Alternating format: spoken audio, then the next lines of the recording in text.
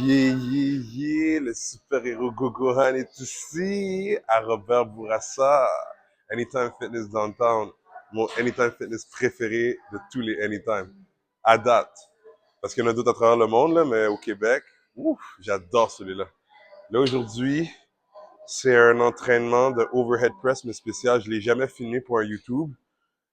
Puis, je me demande pourquoi je l'ai jamais filmé. Je pense parce que je n'étais pas encore dans le flow où je filmais autant. Au début, j'ai commencé à seulement filmer mes SBD. Après ça, j'ai commencé à filmer mes overhead press et dips.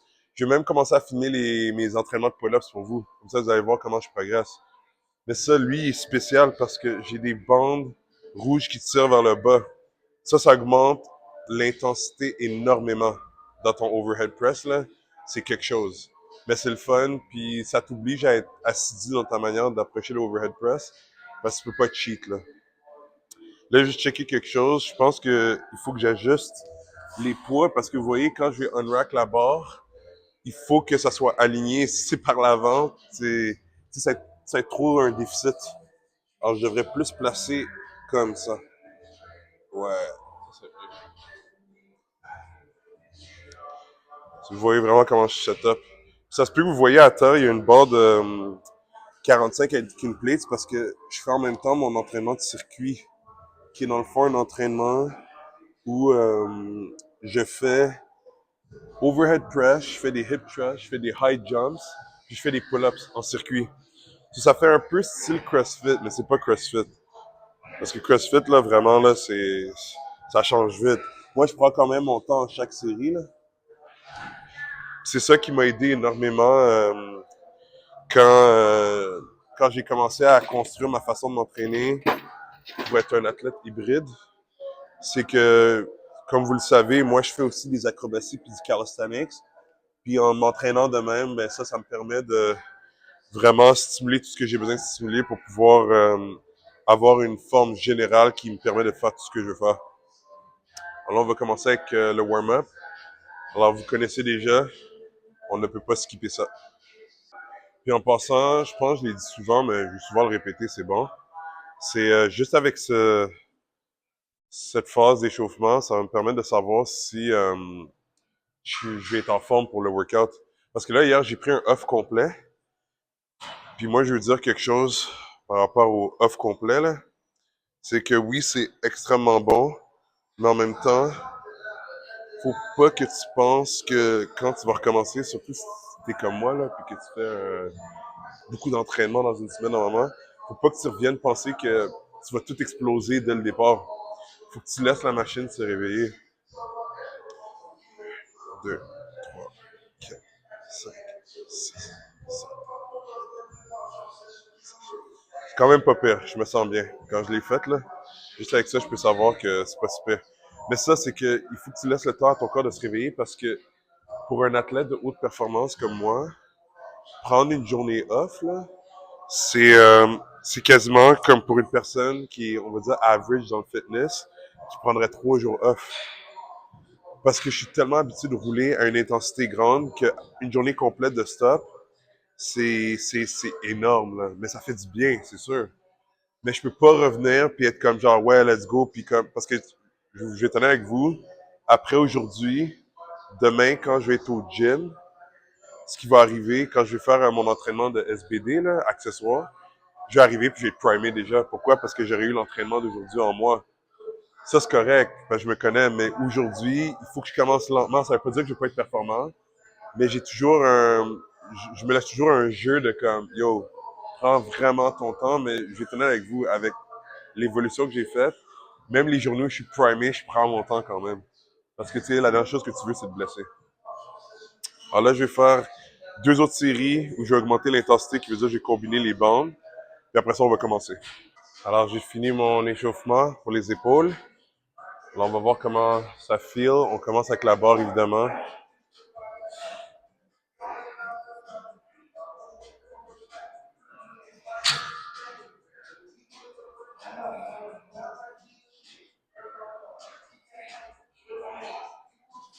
Très bien.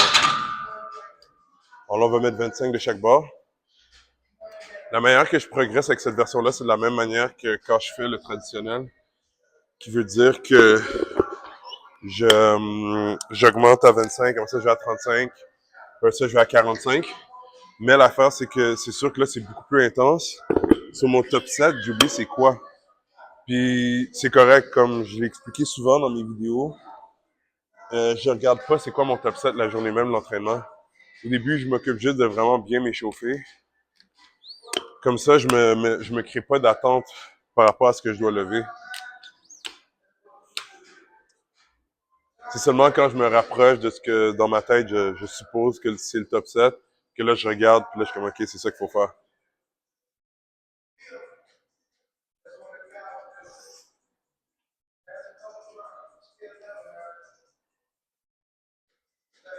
Good. Là, on va mettre 35. Là, je vais passer aux autres exercices. Je vais mettre 35, puis on va voir comment ça feel, puis après ça, on va voir c'est quoi le top 7. OK, alors on est rendu à 115. Ce que je vais faire après le 115, c'est que j'ai regardé dans mes affaires, puis euh, le top 7 que je vais faire, c'est 135 livres, mais sans ceinture ou coudoir. Ça serait un PR. Ce que j'ai jamais fait la dernière fois, le plus lourd que j'ai été sans équipement, c'est 130 livres. Mais par contre, je vais utiliser le mode Beast pour vraiment éclater le sticky point, pour pas avoir trop de temps sous tension, là. Ben c'est ça, plus j'évolue, plus je suis capable d'utiliser le Beast Mode à mon avantage. Parce que là, j'ai compris comment l'utiliser d'une manière intelligente. OK.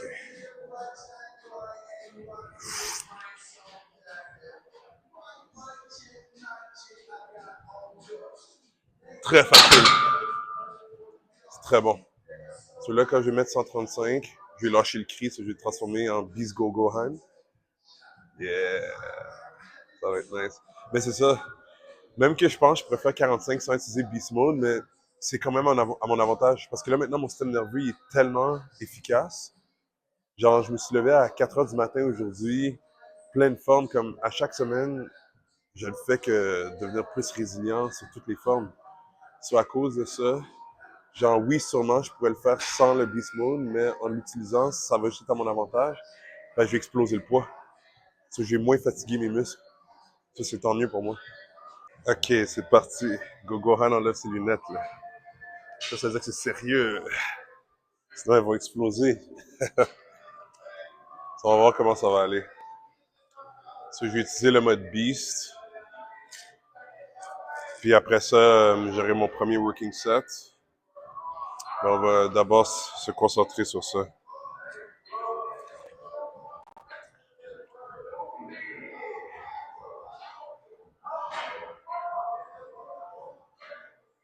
Ouh!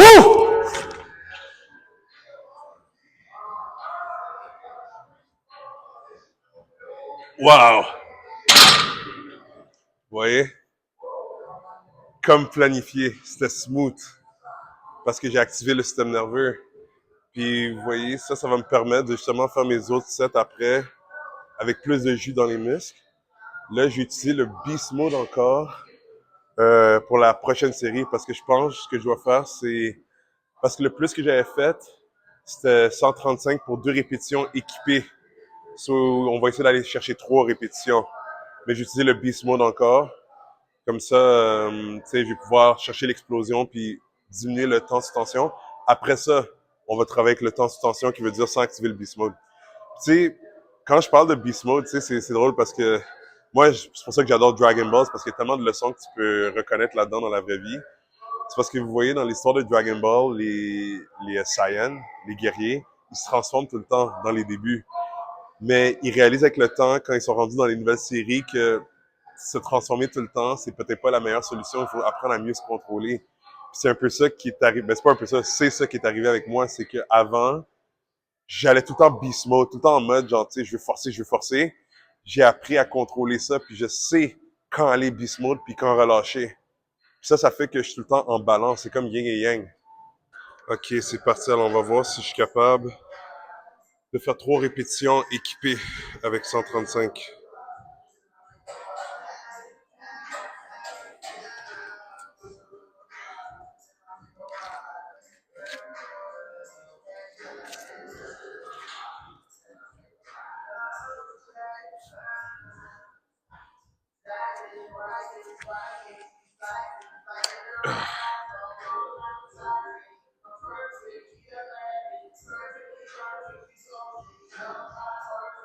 Wouh!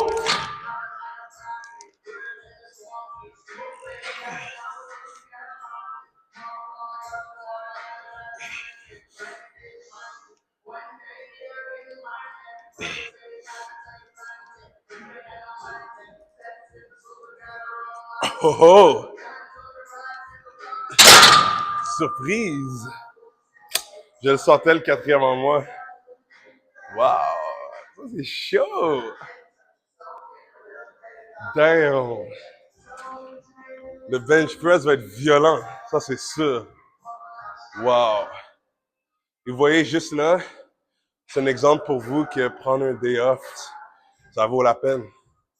Je m'attendais même pas à ça. Puis ça, c'est un autre point que je peux vous dire. C'est que, dans le fond, ouais, j'ai regardé pour voir ça. Souvent, quand je vais faire un PR, j'ai oublié de l'activer ou de mettre mon récepteur. Mais ça, ce que je voulais dire, c'est que là, maintenant, mon corps, il est fully activé. Parce que j'ai bien pris le temps de faire mes warm-up, même mes sauts verticaux, mes pull-ups, hip thrusts, tout, c'est smooth. Mais j'ai pris mon temps. J'ai laissé, c'est comme si j'ai donné le temps à mon corps d'être comme, OK, on est back en mode entraînement intense, là. Là, maintenant, je peux aller avec le flow. Mais vraiment bien. Là, maintenant, on va back off.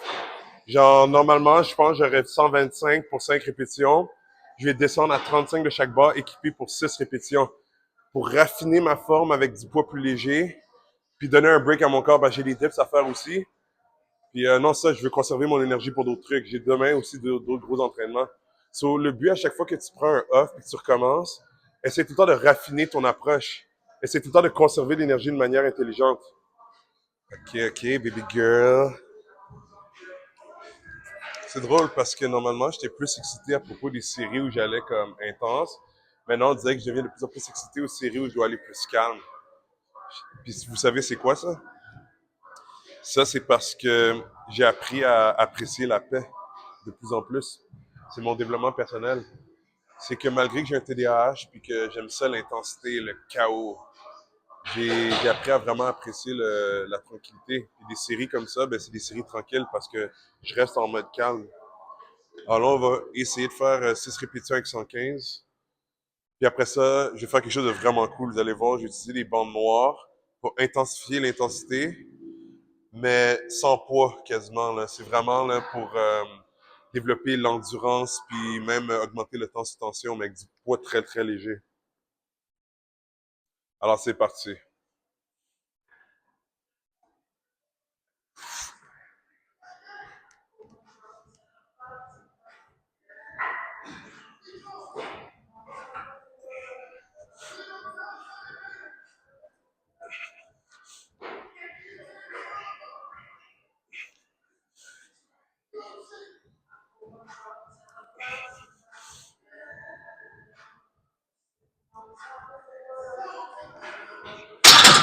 Magnifique. C'est très facile, mais en même temps, il fallait que je me concentre. Là. Je ne pouvais pas être en mode trop relax.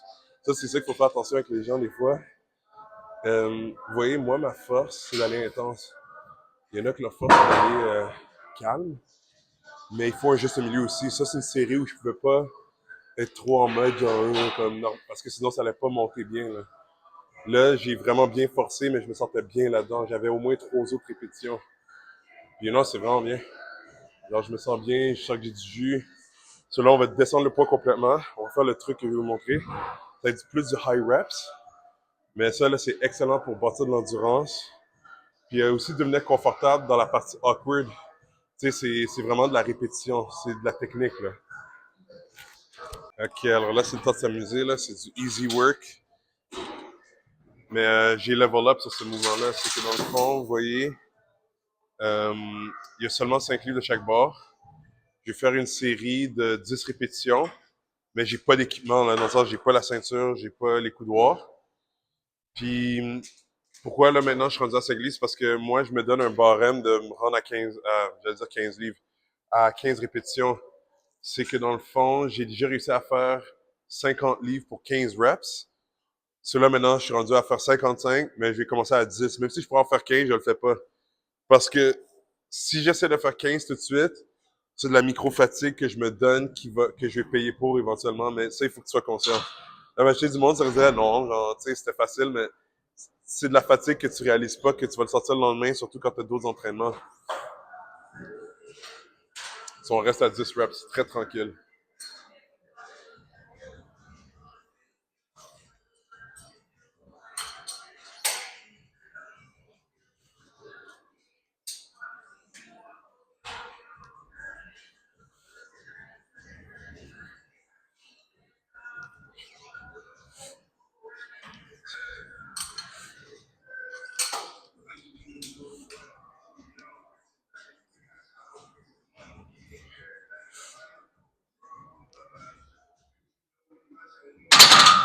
Dans le fond, c'est de la technique. C'est que, tu sais, quand tu apprends à quelqu'un à faire un mouvement, tu lui montres la technique, right, avec comme pas de poids, mais c'est possible de travailler la technique avec du poids, puis c'est ça quand tu fais des vraiment high reps. Tu sais, c'est que dans le fond, tu travailles la technique d'un mouvement, mais avec un peu plus lourd que juste la barre, puis ça va se transférer à tes séries normales par la suite. Ça demande beaucoup de patience. Les gens aiment pas ça faire des séries de même normalement parce qu'on commence, c'est plat, c'est léger, mais hey, ça fonctionne. Puis comme j'ai dit, moi, j'apprécie ces séries-là aussi. Là, on va intensifier les choses pour la dernière série. C'est que je vais mettre une bande noire. Ça, c'est encore plus intense. Mais il n'y aura pas de poids. Puis lui, je vais faire 15 répétitions. Puis je vous dis, c'est quand même quelque chose. Même s'il n'y a pas de poids, là, c'est juste la barre. Comme quand tu mets la bande noire, là, ça challenge. Là. OK, alors là, c'est la dernière série. Vous voyez, il n'y a aucun poids. Mais je vais faire 15 répétitions avec la bande noire. Puis assurez-vous, si jamais vous faites la même chose que moi, de mettre un poids assez lourd. Moi, j'ai un 50 livres, je pense que c'est assez lourd. Parce qu'il me semble, il y a 2 semaines, je l'avais fait, je pense que j'avais des 40 livres, puis les poids levaient. Parce que ça tirait tellement, ça fuckait le mouvement. Mais je pense qu'avec 50, je vais être good. So, vous allez voir, on va faire 15 reps, là. OK.